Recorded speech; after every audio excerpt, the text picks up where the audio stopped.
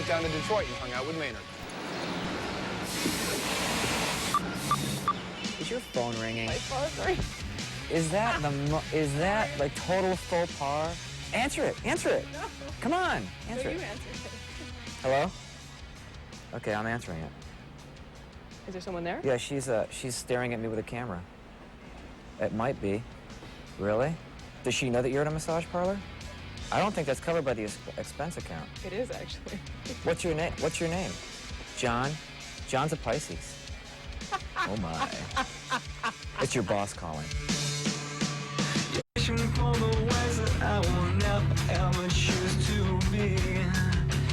I'm kind of like on a soapbox about you don't need to sell your head to sell the music. I can go out now and most people don't recognize me at all. Wherever I go, I can. In fact, I had one time I was at a show and I was leaving and Adam, our guitar player in Tool, I said goodbye to him, shook his hand, and I said goodbye, and some kid ran up to me and says, "Oh my God, was that Adam from Tool?" I was like, "Yeah, he's really a nice guy. You should go say hi." It's difficult. We were at a spot where we're, doing very well. We had this whole legal thing going on. A couple of the guys got married. We bought houses. There's just a lot of stuff that comes around, and you're just dealing with all this stuff. So us trying to get back to finding that spot where we met in the middle to make art, it was a difficult process, and we're slowly getting back to it with all the stuff that's been thrown at us.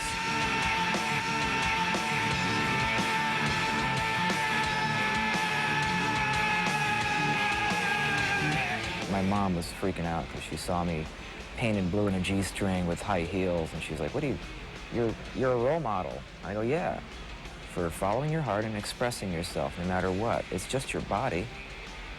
Everybody has a body. It has nothing to do with your heart, so go with it. You have the perfect hairstyle to borrow some of his wigs. Have you yet? Not yet. No. Okay. Well, not in public anyway. Okay. Borrow some of my dresses. Oh, the truth comes out. The next step in the evolution for me is to be able to give up that kind of control where I can see things coming head on and just react to them more than to try to nitpick it to death or manipulate where it's going to go. Right. And has working on this project helped you with that? Yeah, especially with timing, time issue. Just, you got to let it go. You got to just get it, move on. This is Josh. This is Billy. We're with the Perfect Circle, and we'd like to see Ghostbusters by Hell, I don't Iron know. Maiden. No, Ray Parker Jr. One of the greatest songs ever written.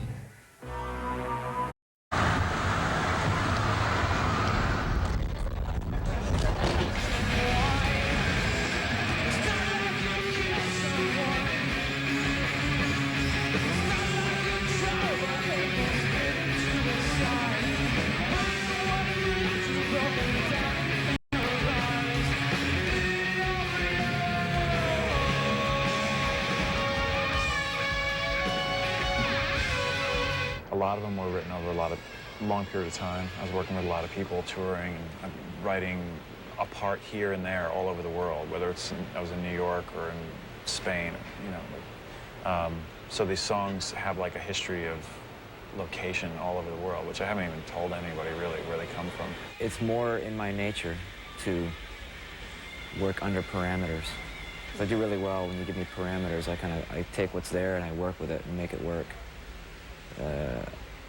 Even with Tool, very few times have I come up with the original core song structure. It always ends up being I'm just kind of adding to it and reacting to what we're doing in the room.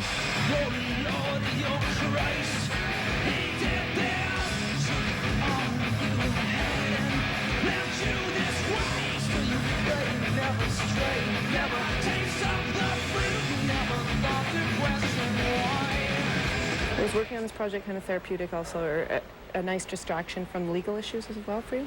Oh yeah, absolutely, absolutely. I think the other band, it's difficult.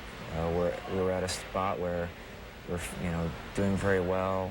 And we had this whole legal thing going on. A couple of the guys got married. We bought houses.